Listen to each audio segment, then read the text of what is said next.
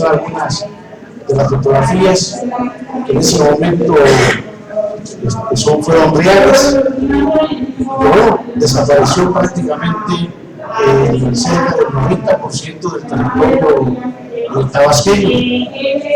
Yo quiero comenzar preguntándole a ustedes si saben el contenido del tema que nos dice la agenda que les presentaron, pero yo quisiera hacer un poquito más práctico y decirle que el tema es adaptación, un camino a la resiliencia.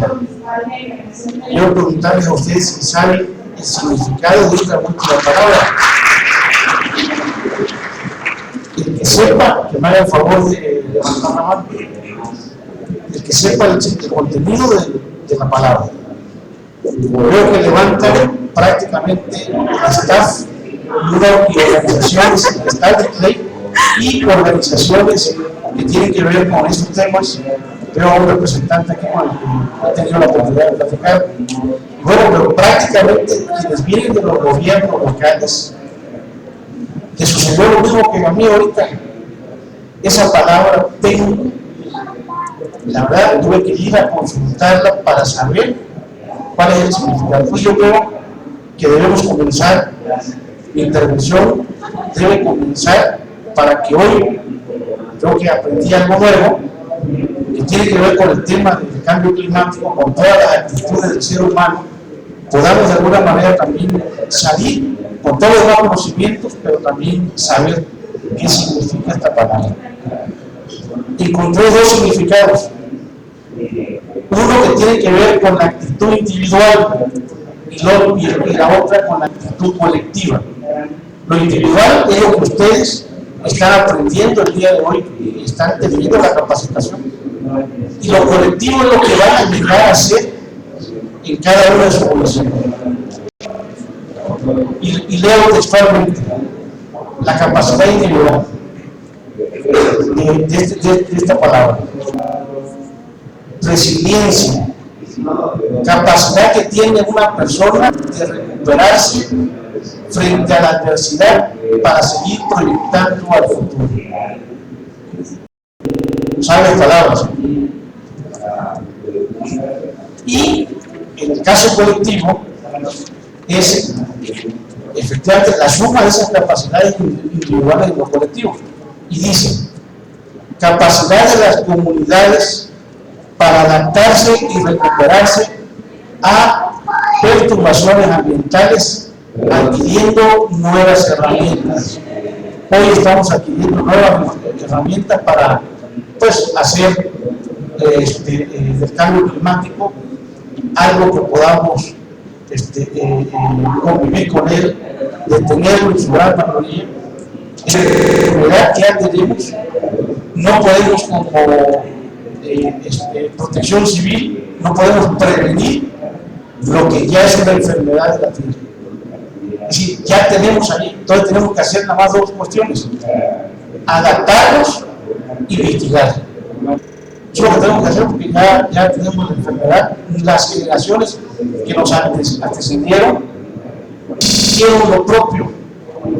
Nosotros tenemos la obligación con las próximas generaciones de empezar a tener nuevas prácticas que nos permitan gozar, que le permitan a nuestras generaciones futuras gozar de mejores condiciones que las que se está previendo tener. Dicho lo anterior, quiero comentarles algunos antecedentes históricos de Tabasco, del municipio del Centro. El municipio del Centro es la capital, es Villahermosa, Tabasco, es la capital de Tabasco. Son tierras que se formaron hace realmente poco tiempo, estamos hablando de 10.000 años. Surge prácticamente y se sigue formando todavía del desgaste de las zonas altas de Chiapas, de Guatemala. Surge Tabasco y es conocida geográficamente como la llanura tabasqueña. La ciudad de Villahermosa tiene altura sobre el nivel del mar de 10 metros en su parte más alta.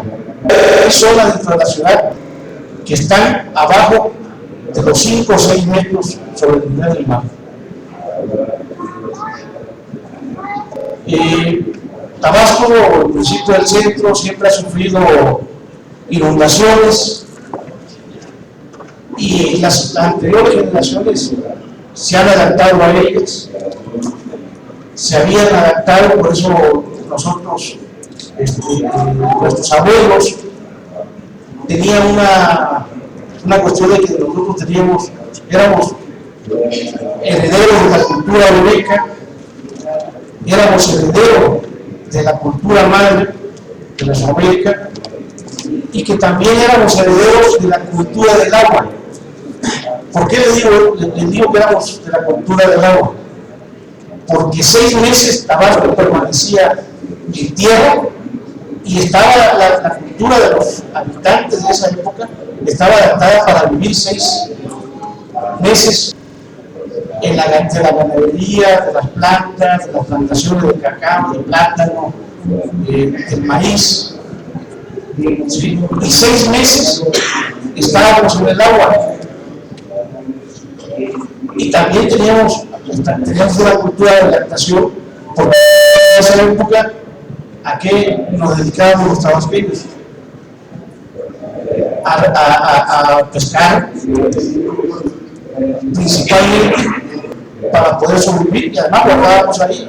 Las casas se hacían con palafitos, ¿sí?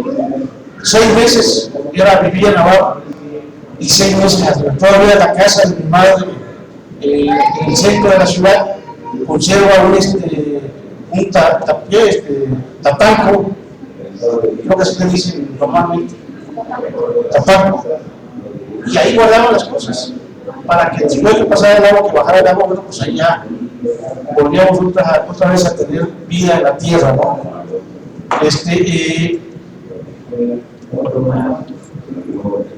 Ahí les quiero comentar que fue cambiando nuestra adaptación, nuestra cultura. ¿Por qué se fue adaptando?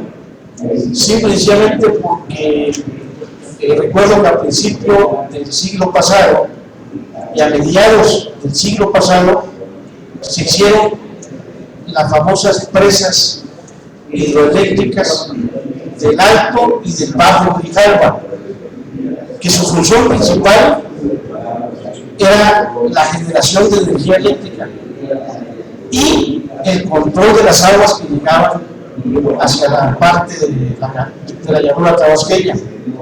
Para eso se hicieron las presas, unas en el 40 y tanto, después en el 50, la última fue en Peñitas en los años 70, y bueno, ahí controlaban el agua y ellos abrían y cerraban para cuando fuera necesario, para que no se rompieran las presas, para que tuviera un control. Por eso era el control de las aguas del Alto Grijalva, ¿no?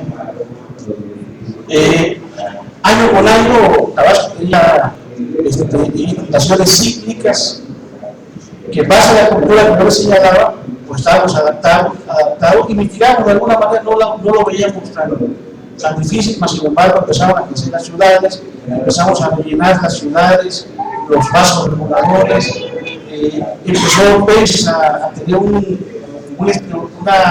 desarrollo en su empresa, en su industria, empezó a cerrar caminos, no dejando los pasos naturales del agua.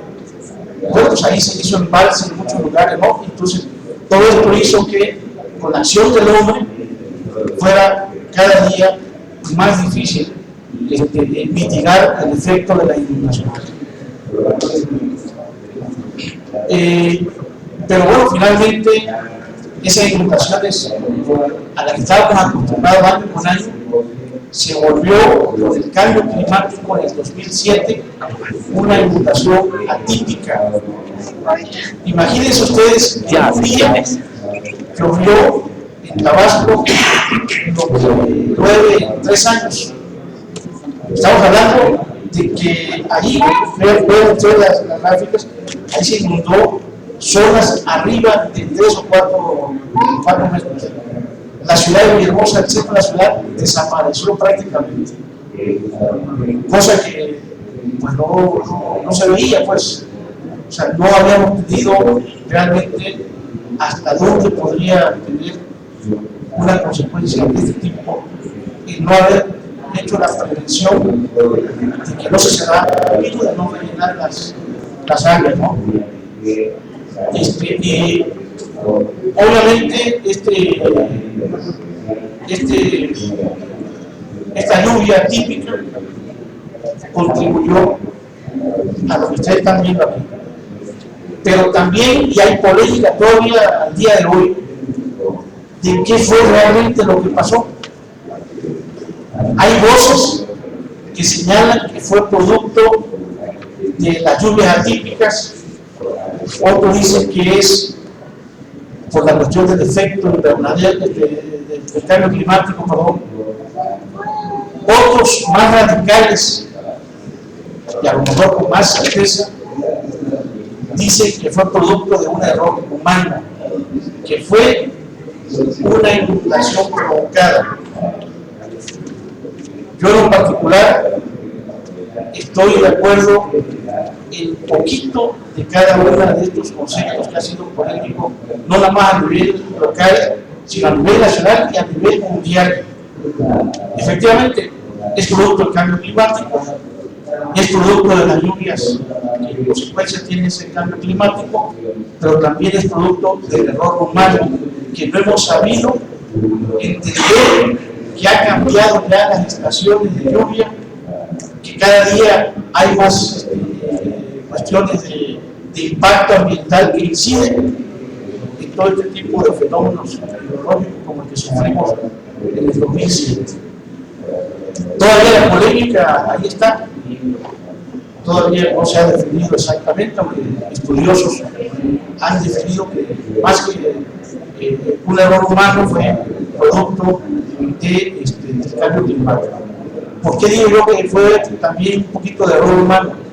Porque al no hacerle caso a un estudio científico que han hecho en varias ocasiones, que lo hizo inclusive el panel internacional de cambio climático, que señalaba que había que haber inundaciones, lo estamos hablando de los años 70, 80, no le hicimos caso y no cambiamos, por decirlo coloquialmente, no supimos apreciar cuándo abrir la llave y cuándo no.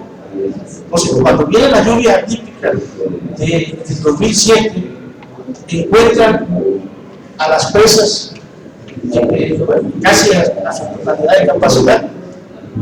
¿Qué tuvieron ellos que hacer?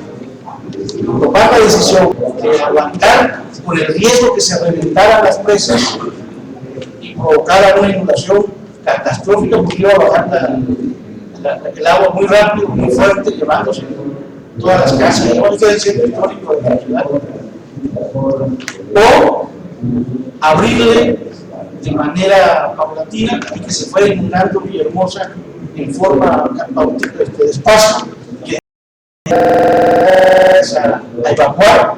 Y bueno, gracias a Dios, de acuerdo a las estadísticas, no se perdió ni una sola vida humana, que eso sería lamentable.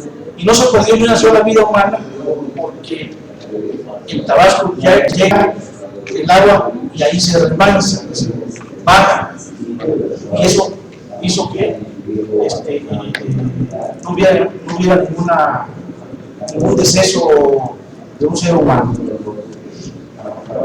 Y con esto quiero comentar que un poquito lo que yo decía, ya la enfermedad del cambio climático ya está aquí, ahí están las consecuencias. ¿Sí? Alguien que tenga diabetes, que tiene ya la enfermedad, se tiene que adaptar a esa enfermedad para vivir de otra manera, y tiene también que mitigar, ¿sí?, su enfermedad, si no va a terminar con un dedo primero cortado, con el pie cortado, con la pierna cortada, ¿sí? con una serie de consecuencias, que eso es más o menos en forma coloquial lo que podría pasar si nosotros no nos adaptamos y no hacemos la mitigación, y experiencias como esta que nos sirvan para sacar lo mejor y podamos tener nuevas prácticas en los municipios, en las autoridades locales, en políticas públicas, pero sobre todo también en la actitud del ser humano. El cambio climático ya es una realidad, no lo digo yo, lo dice Mario Molina, que es un experto en la cuestión del cambio climático, premio Nobel de Química.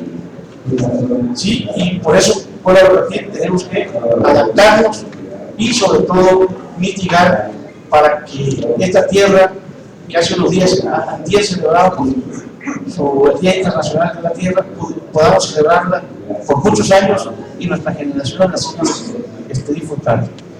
En el caso del municipio de Centro, no estamos preparados para esto realmente. Teníamos una adaptación ya desfasada, teníamos una política pública desfasada a lo que ya se presenta como cambio climático. Por eso, a raíz de esto, lamentablemente hay un dicho popular, no nada más de Tabasco, sino de muchas partes del país: después del niño ahogado, el pozo tapado. Y entonces el ayuntamiento del 2007, 2009 y todo lo que han seguido en forma posterior hasta el municipio de hoy, que es un gobierno del 2013 al 2015, siguen haciendo políticas públicas para mitigar este fenómeno que ya existe.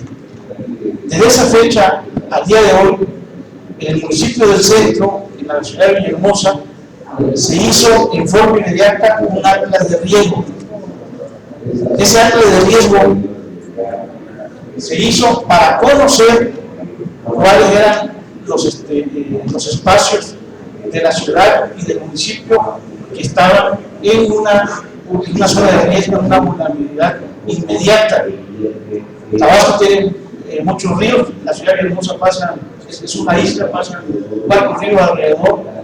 En Tabasco tenemos al río Grijalva y al río Sumacita, que son las dos cuencas más hidráulicas más fuertes del país. ¿Sí? Entonces, había que hacer una práctica. Se hizo el atlas de riesgo que no teníamos y se determinaron las zonas en las que había asentamientos humanos. Tuvieron que ya quitarse por decreto, por expropiación de esa zona, para llevarlas a cerca de 12.000 o 13.000 habitantes de la ciudad de Villahermosa a zonas más altas. Fue un proceso primero conciliatorio y después tuvo que ser obligatorio, porque tuvieron que sacar a las personas a la fuerza pública, por la fuerza pública, porque había un decreto. Fueron los menos, pero tuvieron que hacerlo para decirles: ya ustedes no pueden vivir en este lugar, porque están atentando contra su vida y la vida de los demás habitantes del lugar.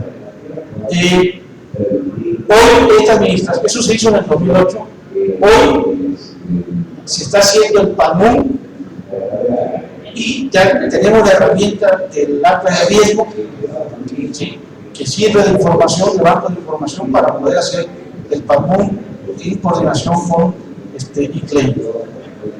También se han determinado nuevas prácticas en el uso de tecnologías verdes, pero no nada más basta decirlas, sino que ya hay una política pública establecida, que esa es la parte que nos toca a los gobiernos locales hacer.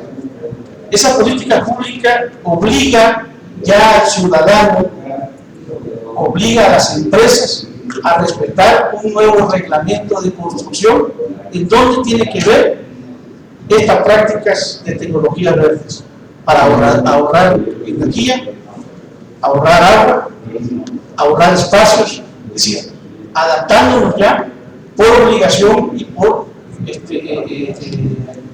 obligación legal se tiene que hacer, ¿no? Y bueno, parte de la conciencia también ciudadana. Son tecnologías a lo mejor caras en este momento. Recuerden ustedes el teléfono celular, que era una tecnología novedosa, el teléfono ladrillo, que no todos tenían acceso al teléfono. Hoy, como ya más tienen acceso al teléfono, es un teléfono que puede costar 200, 300 pesos ahí en las tiendas de conveniencia, o 12,000 o 15,000 pesos en los centros del teléfono, ¿no? Pero ya es popular, entonces ya hay acceso. Así se dice también la nueva tecnología verde. Si la ponemos en práctica, va a llegar prácticamente a ser de uso normal y muy barato. Termino muy rápido esta mención. También hay un reglamento de limpia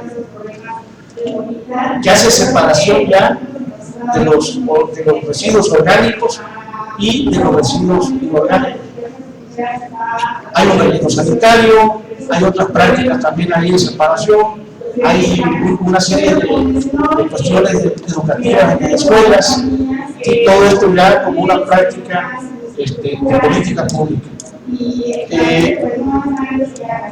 Hay otros ordenamientos también para el uso del suelo. Ya no se puede construir en tierra baja, está prohibido, y una serie de cuestiones para ir también mitigar.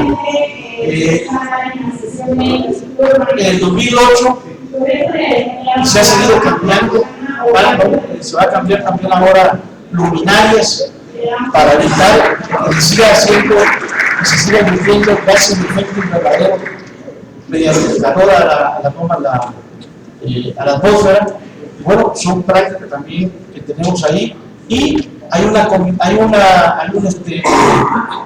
comité de eficiencia energética municipal que está haciendo prácticas con la ciudadanía para mejores prácticas en su municipio de ahorro de energía. Se compraron en esta administración 52 nuevos camiones de recolección de basura que tienen una cuestión ecológica para evitar ya también el uso de un combustible, porque los antiguos eran ya viejos y estaban ya en desuso prácticamente para poder emitir menos gases de efecto contaminantes de efecto invernadero.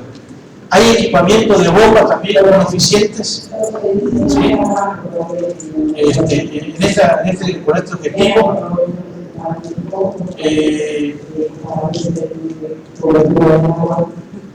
Y bueno, seguimos haciendo el programa de reubicación de asentamientos en zona de riesgo a zona alta. Esto es lo que quisimos nosotros compartir con ustedes, esta experiencia, y volverles a motivar que el cambio de actitud está, como lo decía esta palabra, primero en nosotros, en lo personal, en lo familiar, y después también en lo colectivo, como miembros de la sociedad, pero también ustedes como funcionarios y parte de un gobierno local o de un gobierno estatal, tenemos la mayor obligación de ser socialmente responsable con el medio ambiente.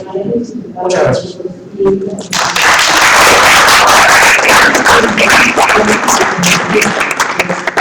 Muchísimas gracias, regidor, muchísimas gracias. Consideramos que todo lo que hace tanto el municipio de Tabasco como otros municipios es vital precisamente para la región local en la que ustedes actualmente están viviendo. Ellos comparten el centro, lo que vivieron, mostraron unas cuantas imágenes de todo lo que sucedió, y a partir de esto se están tomando iniciativas.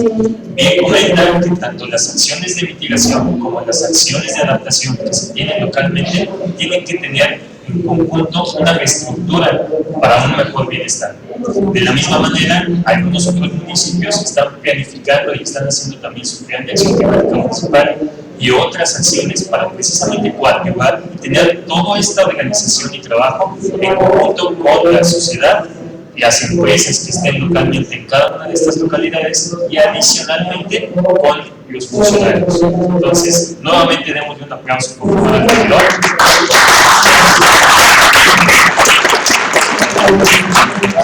Abrimos